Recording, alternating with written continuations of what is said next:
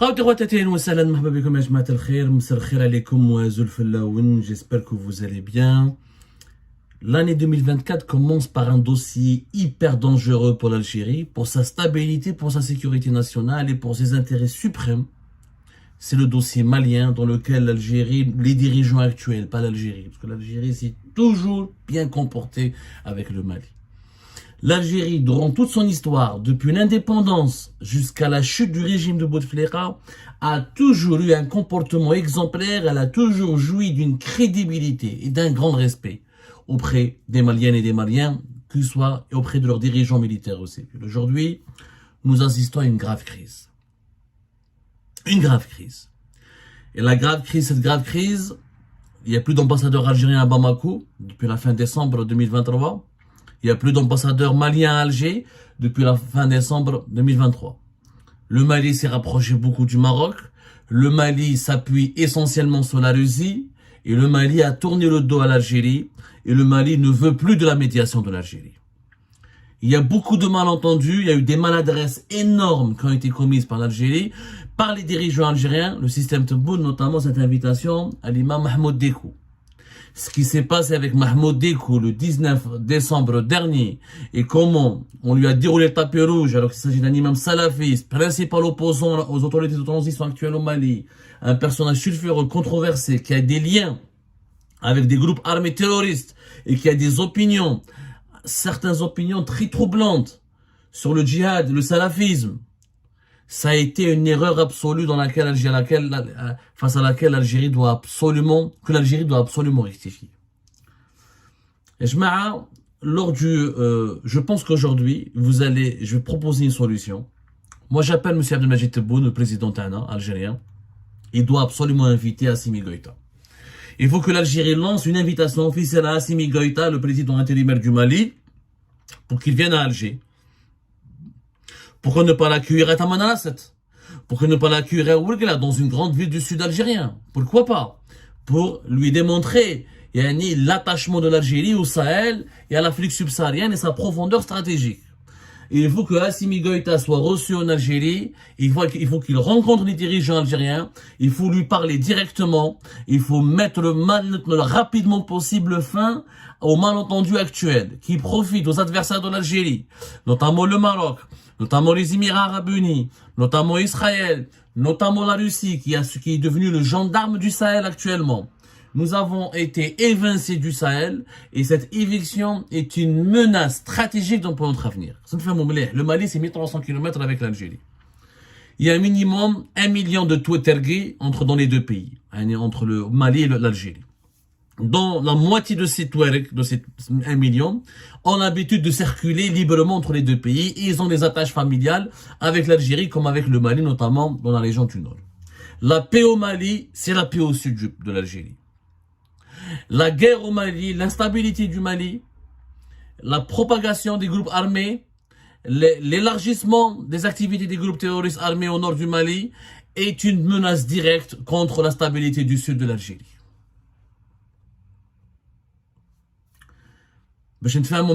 Ça va péter, quand ça pète au Mali, ça pètera en Algérie. Depuis 2011-2012, l'insécurité au nord du Mali impacte l'Algérie, ça nous coûte 10 milliards pour sécuriser nos frontières, ça nous coûte 10 milliards pour garantir la paix, on n'arrive pas à développer le tourisme comme il se doit là-bas parce qu'on a peur des activités du groupe armé, et si malheureusement l'État malien s'effondre, on aura une menace contre notre sécurité nationale directement. Le dernier 31 décembre dernier, Assimi Goïta, en tant que président actuel du Mali, même s'il est intérimaire, mais il est président, il a beaucoup de supporters, il faut respecter la souveraineté du Mali, il a fait des vœux, il a fait un discours dans lequel il a directement adressé un message à l'Algérie, un message indirect. Il a parlé de l'unité nationale du Mali.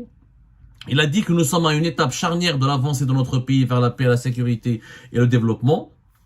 Il a dit que j'ai pris l'option de privilégier l'appropriation nationale du processus de paix en donnant toutes ses chances à un dialogue direct intermalien pour la paix et la réconciliation afin d'éliminer les racines des conflits communautaires et intercommunautaires. Cette décision que nous avions déjà partagée avec les différents acteurs nationaux et internationaux concerne dès l'entame du retrait de la MINUSMA, qui était la mission des Nations Unies au nord du Mali, et exige de nous Maliens et Maliennes que nous nous donnons la main afin de réconcilier notre pays et assurer la cohésion nationale. Une appropriation nationale du processus de paix et un dialogue intermalien. Hena Assimi Goïta, il dit à l'Algérie, c'est fini. On ne veut plus de la médiation de l'Algérie. Et l'accord d'Alger de 2015, qui devait assurer la paix entre une dizaine de groupes armés rebelles Touareg et l'État malien ne le reconnaît plus. Le Mali a repris son territoire et avec l'appui militaire de la Russie, il a conquis le 14 novembre 2023 la ville de Kidal, la grande ville Tergui du Nord, qui a échappé au contrôle de l'armée malienne depuis 2012-2013. Il a fait des avancées significatives dans le nord du pays. Il veut contrôler le pays militairement et ensuite il veut faire un dialogue national sous la coupe des autorités maliennes, avec un dialogue intermalien, sans que l'Algérie ne joue le rôle du parrain. Le parrainage de l'Algérie n'est plus souhaité par les autorités maliennes actuelles. C'est une gifle à l'Algérie qui a toujours joué un rôle très important au Mali et qui a toujours bénéficié de la confiance des élites dirigeantes maliennes. La presse malienne, beaucoup de critiques contre l'Algérie. Les intellectuels maliens ont beaucoup de critiques contre l'Algérie. Par exemple, le journaliste malien Malik Konaté, il dit que l'application de l'Algérie dans le processus de paix au Mali n'est pas désintéressée. Alger est le médiateur principal sur la question touareg au Mali depuis plus de 50 ans. Et ce n'est pas un hasard. L'ancien ministre malien de la Justice, Mamadou Ismail Konaté. Les liens sont culturels, sécuritaires, mais également économiques. L'Algérie est un fournisseur essentiel des denrées alimentaires dans le nord, tout le nord du Mali. Mais ces intellectuels et ces anciens ministres maliens et ces journalistes maliens ne comprennent pas l'attitude de l'Algérie face aux efforts de l'armée malienne pour reconquérir leur territoire. La reprise de Kidal a marqué la mort de l'accord d'Alger, analyse Malik Konaté. Le pouvoir malien ne fait plus de différence entre les groupes signataires et les terroristes, contrairement à l'Algérie, qui maintient sa distinction et conserve des liens de proximité avec les rebelles. Cette différence d'appréciation génère forcément des frictions. D'autant plus que plusieurs représentants de ces groupes qui ont fui face à l'armée malienne se sont réfugiés à Alger. On parle donc la réception organisée à l'honneur de l'imam Mahmoud Dekou le 19 décembre dernier, c'était la goutte d'eau qui a fait déborder le vase.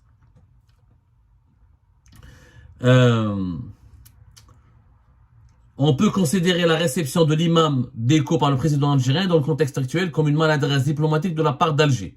Analyse Mamadou Ismail Konaté, qui est un ancien ministre. Mais de leur côté, les autorités maliennes ont surréagi en accusant leurs voisins d'ingérence, alors que les deux pays ont toujours travaillé de concert sur les plans économiques comme militaires. Jamais la relation entre l'Algérie et le Mali ne s'est retrouvée dans pareille impasse. C'est un contentieux inédit dont il faut absolument sortir. Si c'est vraiment l'accord d'Alger qui pose problème, alors les autorités maliennes doivent arrêter de le voyer et en sortir officiellement. Mais ce n'est pas en évince en Algérie que Bamako rétablira un climat propice à des négociations sur la question touareg. Ceci dit, je fais remarquer que définitivement les autorités maliennes ont décidé d'enterrer l'accord d'Alger. Ils ne comprennent pas, ils n'acceptent pas que l'Algérie accueille des rebelles. Plus que des rebelles, il y a même certains groupes terroristes classés par la communauté internationale comme des terroristes, qui met Iyadra Ali Hadek, qui l'Algérie est accusée officiellement de l'héberger, de le protéger. L'Algérie avait démenti en 2013, en 2014, mais elle ne s'est plus jamais exprimée sur ce sujet depuis 2022 et 2023. Je parle de Iyad Agrali, qui est le principal responsable du groupe de soutien à l'islam et aux musulmans, affilié à Al-Qaïda, et qui lutte contre un autre groupe armé qui est la branche armée au Sahel de l'État islamique. C'est des accusations très graves, il y a des soupçons, il y a des doutes, il n'y a plus de confiance, il n'y a plus d'accord, il n'y a plus de harmonie dans la vision.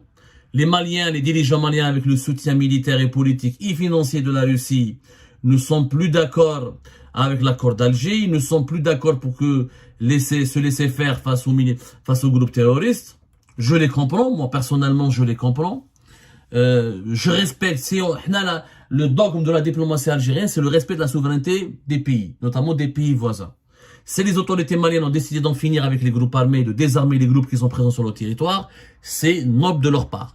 C'est un principe politique que normalement tout le monde peut comprendre. Nous, en Algérie, on n'aurait jamais accepté que des groupes armés soient présents sur notre territoire. Même si l'histoire de l'Algérie et l'histoire du Mali elle est totalement différente, aujourd'hui il y a un État malien qui est fort, qui a encore une fois le soutien d'une grande puissance qui est la Russie, et qui veut donc régler ce problème avec les armes. Elle n'est pas contre le dialogue, elle est contre le dialogue avec certains terroristes, et elle est contre le dialogue avec des groupes qui sont encore armés et qui détiennent encore des villes entières ou des portions entières du territoire malien. Ça se comprend totalement. Et je pense que s'opposer à cette vision serait juste totalement contre-productif pour l'Algérie. L'Algérie aurait tort de ne pas laisser les autorités maliennes contrôler leur territoire. Elle aurait complètement tort d'appuyer les rebelles Touaregs. Je suis désolé, il y a 800 000, 1 million de Touaregs, oui, mais les Maliens sont beaucoup plus nombreux que la minorité Touareg. La minorité Touareg reste quand même une minorité. Une minorité ne peut pas imposer son diktat à la majorité. Les Maliens sont pratiquement 22 millions d'habitants. Et on ne sait même pas d'ailleurs est-ce que les groupes armés Touareg sont représentatifs de tous les Touaregs. Mais il n'y a pas eu d'élection. Nous voulons l'indépendance. Ils n'ont pas voulu l'indépendance, n'ont pas pu arracher l'indépendance. Ils ont un accord depuis 2015. Maintenant, l'État malien ne veut pas d'eux. Il veut d'un dialogue, mais pas avec des gens armés, ça se comprend. L'Algérie n'a pas à vraiment fauté en accueillant, ou là en accordant le refuge à certains leaders de ces groupes armés, ou là, je ne sais pas, moi j'ai pas de preuves. Je fais un mal comme moi, je ne peux pas accuser sans preuve. Moi j'ai pas de preuves, mais concernant l'émir Ayed Agrali, il n'y a pas un observateur, il n'y a pas un journaliste spécialisé, il n'y a pas une source qui connaît Sahel, qui ne le donne pas comme étant un allié des autorités algériennes. Il faut que l'Algérie s'explique définitivement sur cette histoire. Définitivement. Nous avons lutté contre le terrorisme, on n'est pas là et on ne l'acceptera jamais, et même le peuple algérien ne l'acceptera pas, qu'on donne une protection à un terroriste. Maintenant, l'Algérie doit protéger ses intérêts. C'est légitime. Pour protéger ses intérêts, il faut avoir de bonnes relations avec ses voisins. Il ne faut pas laisser d'autres puissances mondiales ou la régionale nous remplacer ou la évincer, menacer nos intérêts ou la monopoliser le rapport et la relation avec le Mali. C'est exactement ce qui est en train de se passer. On est en train de laisser les Russes dominer outrageusement le Mali et remplacer la France. La France est partie, elle a laissé la place à la Russie. On laisse le Maroc, les Émirats et les autres pays se rapprocher des élites dirigeantes au Mali pour avoir une influence notable sur ce pays, alors que l'influence d'Algérie est en train de reculer. Il ne reste qu'une seule solution, c'est un dialogue franc et direct avec Assimi Goïta, la tête pensante de la junte malienne, de l'actuelle autorité de transition. Il faut dialoguer avec lui, il faut en parler avec lui, il faut trouver des solutions avec lui. Il ne faut pas l'avoir comme ennemi. L'Algérie ne peut pas et ne sera jamais, elle n'a pas pour intérêt d'être l'ennemi du Mali. L'Algérie, elle est et elle restera un grand voisin et le seul ami au Mali. Il faut absolument qu'Assimi Goïta vienne à Alger. Il n'est pas normal d'avoir honoré l'imam Déco, un salafiste dangereux qui a des connexions avec des groupes armés terroristes, et on n'a pas honoré Assimi Goïta, qui est lui-même un militaire valeureux qui se bat pour l'unité de son pays. Il faut le respecter. C'est quelqu'un qui se bat pour l'unité de son pays, pour la sécurité nationale. Ce personnage, il est plus respectable que l'imam Mahmoud Déco. Invitons Assimi Goïta. Essayons de le voir. Ou là que le Premier ministre algérien parte à Bamako. Demandons audience avec Assimi Goïta.